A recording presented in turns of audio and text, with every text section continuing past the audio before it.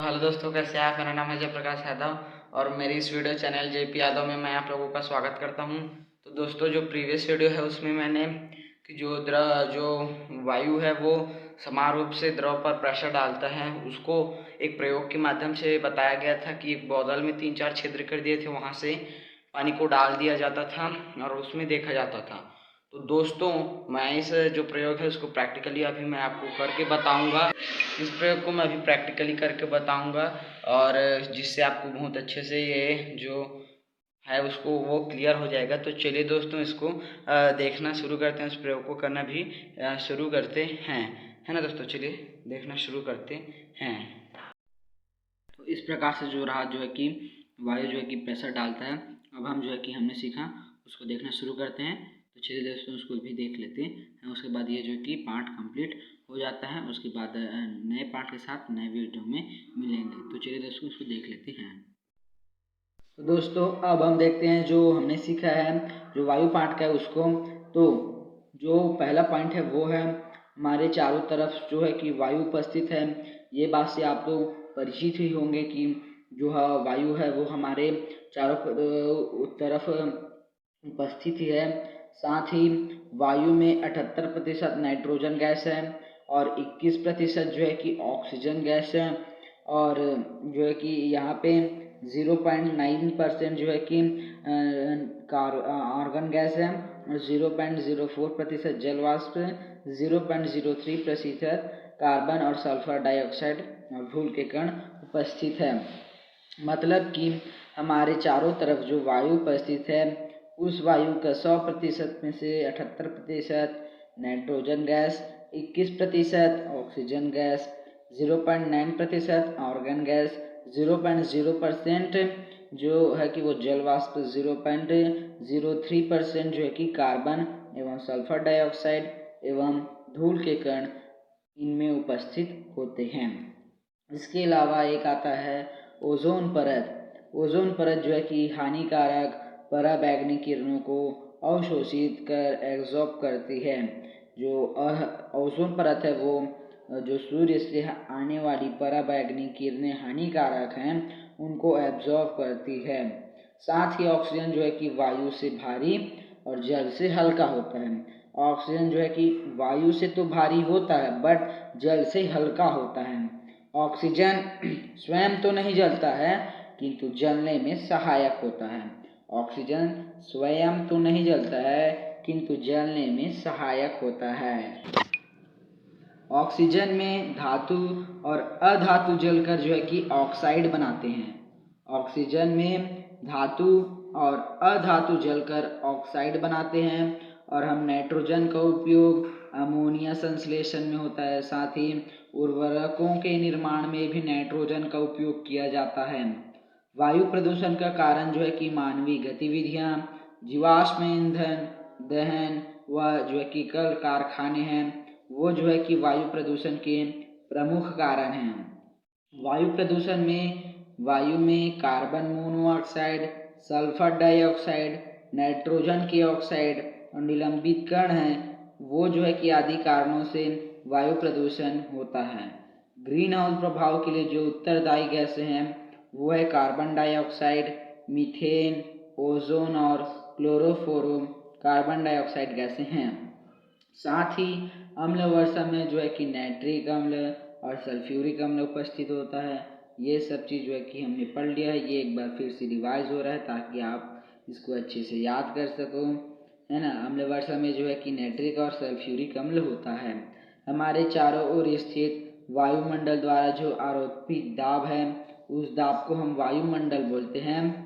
और वायु दाब का मापन जो है कि हम एनेरॉयड बैरोमीटर से करते हैं। और बैरोमीटर का आविष्कार जो है कि टॉरिस सेली वैज्ञानिक ने किया था। सामान्यतः हम ये देखते हैं कि जो वायुमंडलीय दाब का मान है उसका मान होता है 1.013 इंटू 10⁵ पास्कल या न्यूटन मीटर स्क्वायर, या जो हम बोल सकते हैं 76 सेंटीमीटर जो पारे का स्तंभ है उस दाब का तुल्य होता है। तो ये तो रहा जो वायु पाठ का था उसका हमने सीखा। अब जो है कि हम इसके अभ्यास के प्रश्नों को देखते हैं। उसके बाद ये पाठ जो है कि कंप्लीट हो जाता है। उसके बाद हम नेक्स्ट वीडियो में अगले पाठ को जो है कि विटामिन जो कितना भोजन कैसा भोजन है उस पाठ को देखेंगे, और जो जो इधर के पाठ है उनको हम और जो वीडियो है उसको देखेंगे, लेकिन जो कितना भोजन कैसा भोजन है उस पाठ को हम पहले पढ़ेंगे। तो चलिए इसके अभ्यास के प्रश्नों को देखते हैं। तो पहला दिया है, सही विकल्प चुनकर लिखें। वायुमंडल में कौन सी गैस सबसे अधिक मात्रा में उपस्थित है? तो हमने पढ़ा है कि जो नाइट्रोजन गैस है वो जो है कि 78% हमारे जो वायुमंडल है उसमें नाइट्रोजन गैस जो है कि अधिक मात्रा में 78% हमारे वायुमंडल में उपस्थित होता है। वो भी 78% हमारे जो वायुमंडल का भाग है उसमें से 78% भाग नाइट्रोजन गैस होता है। तो जो पहला का आंसर है वो ख नाइट्रोजन गैस है।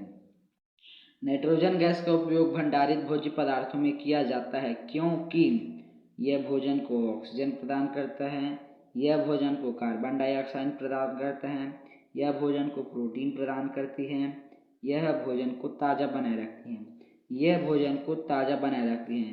क्योंकि जो नाइट्रोजन गैस का उपयोग है उस उपयोग में हम पढ़े थे कि जो नाइट्रोजन गैस है वो जो है कि भोजन को ताज़ा बनाए रखने का काम करती है, वो जो है कि ताज़ा बनाए रखने का कार्य करती है।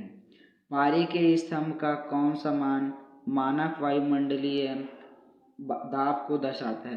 तो हमने अभी पढ़ा कि जो 76 सेंटीमीटर पारी का स्तंभ है वो जो है कि वायुमंडलीय दाब को दर्शाता है। तो इसका आंसर है कम 76 सेंटीमीटर। ऑक्सीजन गैस जल से भारी है या हल्की है, या इनमें से कोई नहीं है, या हल्की नहीं या भारी भी नहीं। तो इसका है कि हमने अभी पढ़ा कि जो ऑक्सीजन गैस है वो वायु से तो भारी होता है लेकिन जल से हल्का होता है। तो इसका आंसर का जो है कि ऑक्सीजन गैस जल से हल्की होती है। पृथ्वी के वायुमंडल के गर्म होने का कारण ओजोन परत है कि नाइट्रोजन है कि ग्रीन हाउस प्रभाव है कि ऑक्सीजन है? तो ग्रीन हाउस प्रभाव जिसको हम ग्लोबल वार्मिंग बोलते हैं वो जो है कि पृथ्वी के वायुमंडल के गर्म होने का कारण है। वो जो है कि जो हमारा पर्यावरण वातावरण है वातावरण को गर्म कर देता है। जो ग्रीन हाउस प्रभाव ग्लोबल वार्मिंग है वो जो है कि वायुमंडल के गर्म होने का कारण ग्रीन हाउस प्रभाव।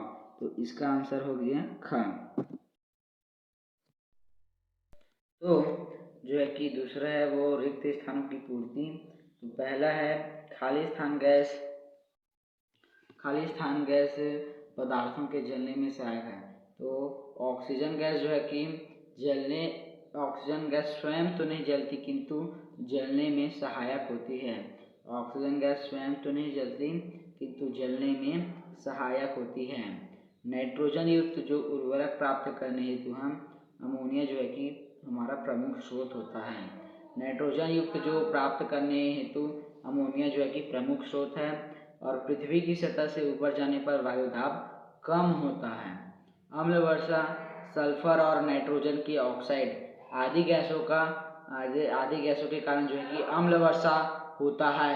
अम्ल वर्षा जो है कि सल्फर और नाइट्रोजन गैसों के कारण होता है। वो जो है कि अम्ल वर्षा सल्फर और नाइट्रोजन गैसों के कारण होता है। और ऑक्सीजन जो है कि पानी में अल्प विलय होती है। ऑक्सीजन पानी में जो है कि अल्प विलय होती है। यहाँ पे अम्ल वर्षा सल्फर के ऑक्साइड और नाइट्रोजन के ऑक्साइड इन गैसों के कारण होता है, और ऑक्सीजन जो है कि पानी में अल्प विलय होती है। ऑक्सीजन पानी में जो है कि अल्प विलय होती है। अब हम जो है कि निम्नलिखित जो कथन है इस कथन में सही गलत पहचानेंगे और गलत कथन को सही करके लिखेंगे। तो उसको भी चलिए देख लेते हैं। तो वायुमंडल में ऑक्सीजन की मात्रा 10% है, यह कथन जो है कि गलत है ना। हमको पता है कि जो वायुमंडल में ऑक्सीजन गैस की मात्रा वो 21% है। तो ये जो वाक्य था जो ऑक्सीजन गैस जो है कि 10% है, ये जो कि गलत वाक्य है। और सही कथन ये है कि जो वायुमंडल में ऑक्सीजन गैस की मात्रा है वो 21% होता है। एवं जो पोटेशियम परमैंगनेट को गर्म करने पर नाइट्रोजन गैस बनती है। ये भी कथन जो है कि गलत है। पोटेशियम परमैंगनेट को गर्म करने पर ऑक्सीजन गैस बनती है। तो ये कथन भी गलत था कि पोटेशियम परमैंगनेट को गर्म करने पर नाइट्रोजन गैस बनती है। ये गलत कथन है। सही कथन तो यह है कि जो पोटेशियम परमैंगनेट है वो उसको गर्म करने पर ऑक्सीजन गैस बनता है। नाइट्रोजन गैस की निष्क्रिय प्रवृत्ति के कारण विद्युत बल्ब में भरा जाता है। यह कथन जो है कि सही है। नाइट्रोजन गैस की निष्क्रिय प्रवृत्ति के कारण उसको विद्युत बल्ब में भरा जाता है। यह कथन जो है कि सही है। चौथा है, गुब्बारे में वायु दाब में भरी वायु के भीतर दीवारों से टकराने के कारण उत्पन्न होता है। यह कथन भी सही है। सल्फर डाइऑक्साइड के वायु प्रदूषित होते हैं। सल्फर डाइऑक्साइड से वायु जो है कि प्रदूषित होता है। यह कथन भी सही है। जो है कि सल्फर और नाइट्रोजन के ऑक्साइड वायु को प्रदूषित करते हैं। ये कथन भी सही है। अब हम देखते हैं जो उचित संबंध जो जोड़ मिला है उसको। तो उचित संबंध में ग्रीन हाउस प्रभाव के अंतर्गत आएगा कार्बन डाइऑक्साइड, ऑक्सीजन श्वसन के लिए, और नाइट्रोजन जो है कि नाइट्रिक अम्ल, और नाइट्रोजन जो है कि भोज्य पदार्थों को ताज़ा रखने के लिए, और अम्ल वर्षा नाइट्रिक अम्ल और एवं सल्फ्यूरिक अम्ल उसमें होता है। ग्रीन हाउस प्रभाव इसमें कार्बन डाइऑक्साइड उपस्थित होता है। ऑक्सीजन का उपयोग हम श्वसन के लिए करते हैं। नाइट्रोजन गैस का उपयोग हम भोज्य पदार्थों को ताज़ा बनाए रखने के लिए रखते हैं। और साथ ही अम्ल वर्षा में नाइट्रिक अम्ल और सल्फ्यूरिक अम्ल उपस्थित होता है। अब हम जो है कि इनके प्रश्न उत्तर 2 देखते हैं। तो वायु का संगठन बताएं। वायु में लगभग 78% नाइट्रोजन, 21% ऑक्सीजन और 0.9% ऑर्गन, 0.4% जलवाष्प, 0.03% कार्बन डाइऑक्साइड, और जो शेष सल्फर डाइऑक्साइड है और अन्य जो गैस हैं एवं धूल के कण वायु में उपस्थित होते हैं। ऑक्सीजन बनाने की विधि को रेखा क्षेत्र खींचकर बताइए। तो मैं इसको आपको दिखा देता हूँ। आप इसको रोक कर स्क्रीनशॉट कर सकते हैं। ये देख सकते हैं। तो ऑक्सीजन बनाने की यही विधि है। मैं आपके इस प्रश्नों के उत्तर को आपको लाइन से दिखा देता हूँ। एक एक चीज़ डिटेल से आपको मैंने बता दिया है टॉपिक वाइज। अब इनके प्रश्न उत्तर को मैं दिखा देता हूँ। आप इसको रोक करके स्क्रीनशॉट करके लिख सकते हैं। एक एक चीज़ बनाऊंगा तो वीडियो बहुत लंबा हो जाएगा, इसलिए मैं आपको इसे रोक रोक के दिखा देता हूं, जिससे आप इसको रोक कर स्क्रीनशॉट कर दीजिए। वैसे भी आप सभी टॉपिक को समझ ही गए होंगे, है ना दोस्तों। आप इसको रोक रोक कर स्क्रीनशॉट कर सकते हैं और लिख सकते हैं, नोट्स इसको बना सकते हैं। ये रहा। तो इस प्रकार से जो है कि पार्ट 3 जो है कि ख़त्म होता है। अब हम जो है कि जो कितना भोजन कैसा भोजन है इस पार्ट को देखेंगे। तो चलिए दोस्तों, मिलते हैं नेक्स्ट वीडियो में नए पार्ट के साथ। तब तक के लिए मेरे चैनल के साथ बने रहना, और अच्छा लगे तो वीडियो को लाइक कर देना। तो चलिए दोस्तों, और मिलते हैं नेक्स्ट वीडियो में नए पार्ट के साथ। तब तक के लिए बाय।